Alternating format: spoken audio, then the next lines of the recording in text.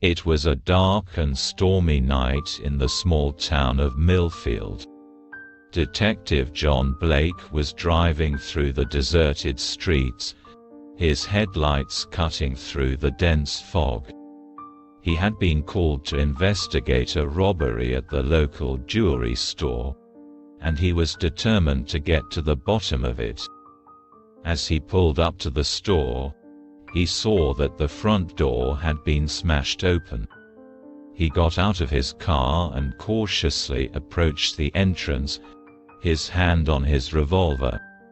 When he entered the store, he saw that the display cases had been ransacked and all the jewelry was gone. Blake spent the next few days interviewing witnesses and gathering evidence, but he was no closer to solving the case. The only clue he had was a partial fingerprint on one of the display cases.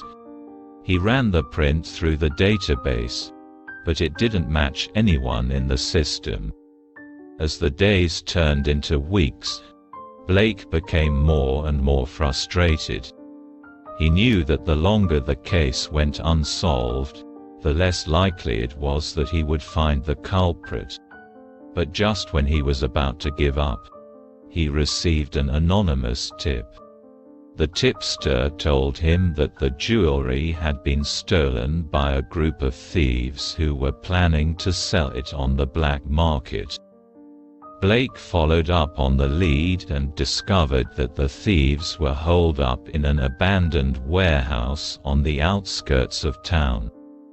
He assembled a team of officers and they raided the warehouse, but the thieves were ready for them.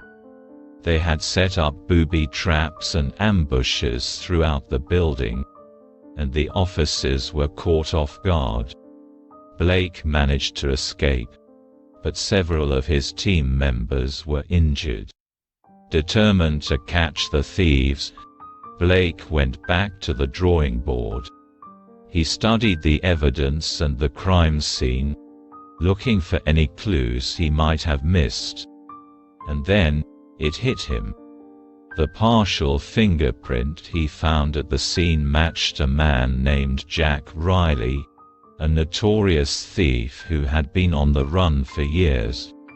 Blake tracked Riley down to a seedy motel on the edge of town and burst into his room. Riley was caught off guard, but he quickly regained his composure. "You got nothing on me, copper," he sneered. But Blake had the evidence he needed. He presented the fingerprint and the other evidence he had gathered, and Riley was forced to confess. He had acted alone, he said, and had already sold most of the jewelry. Blake recovered as much of the stolen property as he could and returned it to the store. The town hailed him as a hero, and he was promoted to detective sergeant. But he knew that there would always be another case, another challenge, another adventure waiting for him. And that was just fine with him.